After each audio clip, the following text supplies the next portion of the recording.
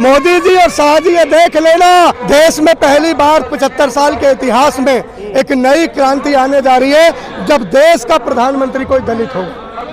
पहली बार कोई दलित प्रधानमंत्री जब लाल किले के प्राचीर से तिरंगे की पवित्र डोरी को खींचकर पुष्प की वर्षा करेगा तो ऊपर बैठे स्वर्ग में अंबेडकर जी की आत्मा भी प्रसन्न होगी, ज्यादा मायावती जी ही खुश होंगी। मुझे लगती है पहली माला मायावती जी ही खड़गे जी के गले में डालेंगी कि मैं और काशीराम जी की आत्मा जीत गई। संसद पर ही नहीं, ये अमित शाह के गाल पर भी तमाचा है कि तुम ये तो जान जाते हो कि कहाँ एमएलए बिकेगा, कितने में बिकेगा, कितने में सरकार गिर जाएगी, कितने में सरकार गिरा दी जाएगी, लेकिन 1 साल से संसद की रेकी हो रही थी, आपको ये खबर नहीं हुई। ये मैं जानता हूँ, मैं इस दिन के लिए इंतजार कर रहा हूँ कि भगवान करे कि पहली बार दलित के हाथ में देश की कमान हो। जय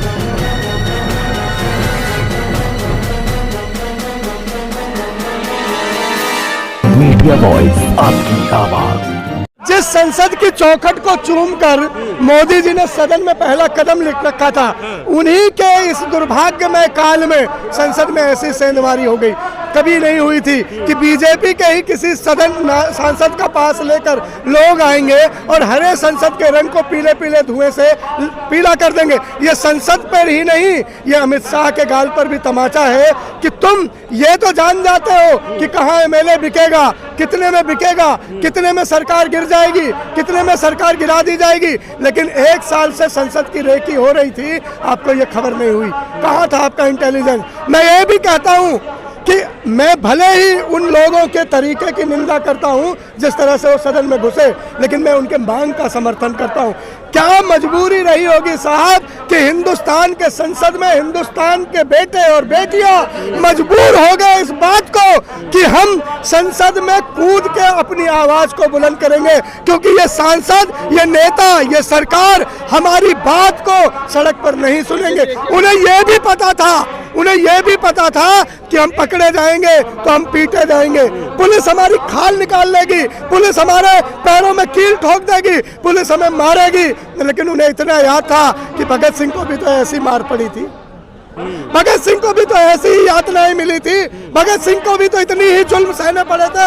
हम भगत सिंह के बच्चे हैं, हमें चाहे टुकड़ा टुकड़ा कर दो, मैं कहता हूँ ना, टुकड़े चाहे 36 कर दो, टुकड़ा टुकड़ा बोलेगा। आज भगत सिंह की आवाज अगर अपने ही देश में फिर से गूंजने लगी है तो यह जाहिर करती है कि देश में अंग्रेजों से ज्यादा तानाशाही आज सत्तासीन है। यह आवाज बुलंद करती है। आरोप ये है आप पर कि भारतीय जनता पार्टी की जीत को आप सह नहीं पा रहे हैं, बौखलाए हुए सड़क पर उतर रहे हैं। देखिए कैसे जीती है भाजपा, ये जीती है बहुदलीय संसदीय व्यवस्था में। आप बड़े पत्रकार हैं, सारे लोग जानते हैं कि बहुदलीय संसदीय परंपरा में कम वोट लेने वाला भी सत्ता ले लेता है।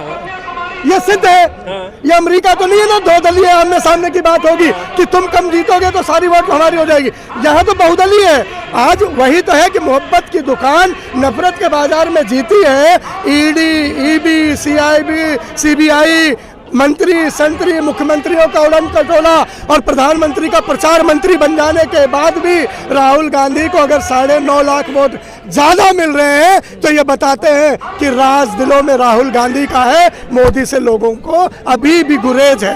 आप कम कुर्सी लेके, कुर्सी को कब्जा के, सत्ता का अपहरण करके, ईवीएम के सहारे, ईडी के सहारे, सीबीआई के सहारे डरा के धमका के, जनबल से, धनबल से, गुंडागर्दी से, तानाशाही से कुर्सी तो कब्जा लोगे, लेकिन दिल कैसे जीतोगे साहब? दिल तो राहुल गांधी जीत रहे, ये साबित हो गया है। मोदी की गारंटी नहीं चल रही है, मोदी की गारंटी के आगे आप फीके पड़ते हुए नजर आ रहे हो। मोदी की गारंटी तो तब चलती जब 2 करोड़ रोजगार हर साल मिल जाता। मोदी की गारंटी तो तब चलती जब मोदी जी का कहा हुआ ये बात पूरी हो जाती कि बहुत हुई महंगाई की मार। मोदी की गारंटी तो तब पूरी मान जाता मैं जब कहते कि 1 के बदले 10 सर ले आऊंगा। मोदी की गारंटी मैं तब भी मान लेता जब कहते कि 100 स्मार्ट सिटी बनके तैयार है, मैं फीता काटने जा रहा हूँ। मोदी की गारंटी को मैं तब भी सजदा करता जब मोदी ये कहते कि 15-15 लाख भाइयों बहनों आपके अकाउंट में आ गया। मोदी की जुमलेबाजी की क्या गारंटी करोगे साहब? हर जगह, हर मंच, जहां जैसा रंग वहां वैसा रंग रख लिया। जगह जगह रंग बदलने वाले नेता नहीं, गिरगिट हुआ करते हैं साहब, और गिरगिटों पर देश एतबार नहीं करता। पर ये तो साफ है ना कि कहीं ना कहीं अभी हाल ही में नतीजा है, उनमें ही 3 राज्यों में वो जीत गए। मैं कहता हूँ जीत उन्हें मुबारक, लेकिन मैंने अगर कोई बहाना तो नहीं है। नहीं EVM, एडमिनिस्ट्रेशन। मैं कहता रहा हूँ, मैं आज प्रधानमंत्री मोदी से आप सबके आगे हाथ जोड़ के एक गुजारिश करता हूँ कि वो मुख्यमंत्री मोदी की बात मान लें। कौन से मुख्यमंत्री?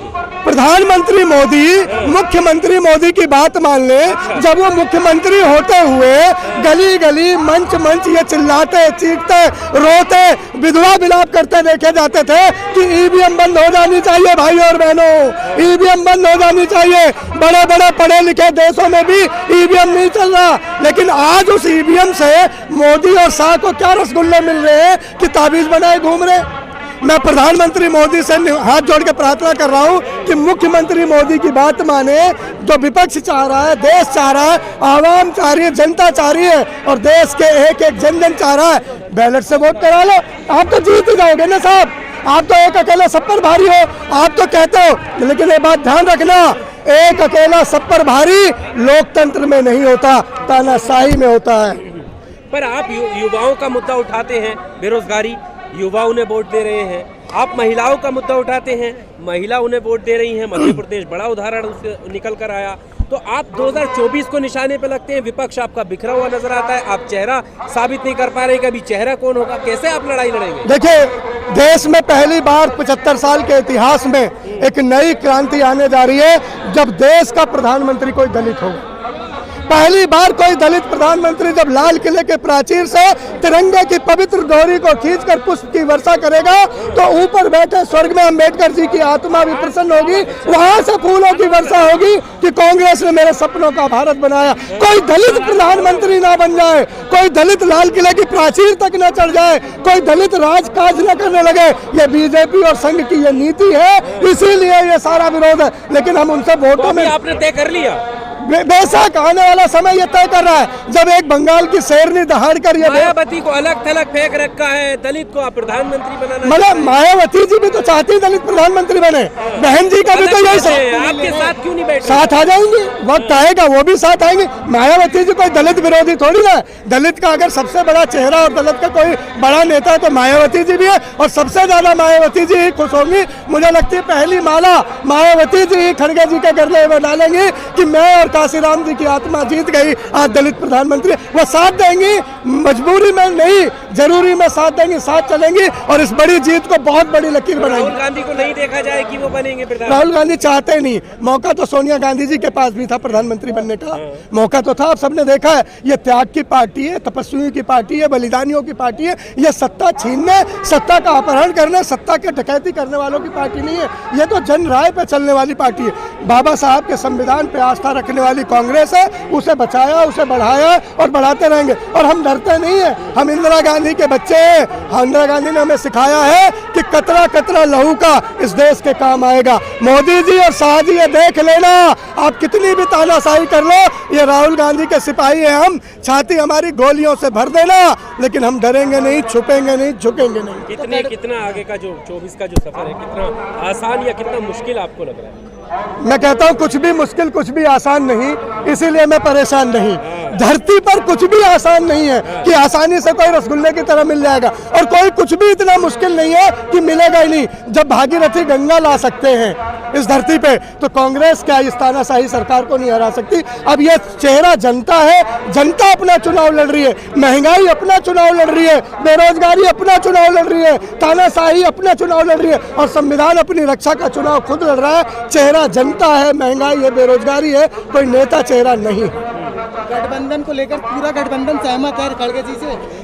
अभी तो एक बात चली है, अभी एक बात चली है, एक सवाल चला है, फिजा में सवाल उठा है, और कोई भी ऐसा नहीं है जो खड़गे साहब का विरोध करे। सीपीआईएम ने भी कहा है, अखिलेश जी भी बोलेंगे, सारे लोग बोलेंगे, और आज उनसे वरिष्ठ, उनसे अनुभवी और उनसे योग्य कोई नेता नहीं है। मैं जानता हूं, मैं इस दिन के लिए इंतजार कर रहा हूं कि भगवान करे कि पहली बार दलित के हाथ में देश की कमान हो। जय हिंद, जय भारत।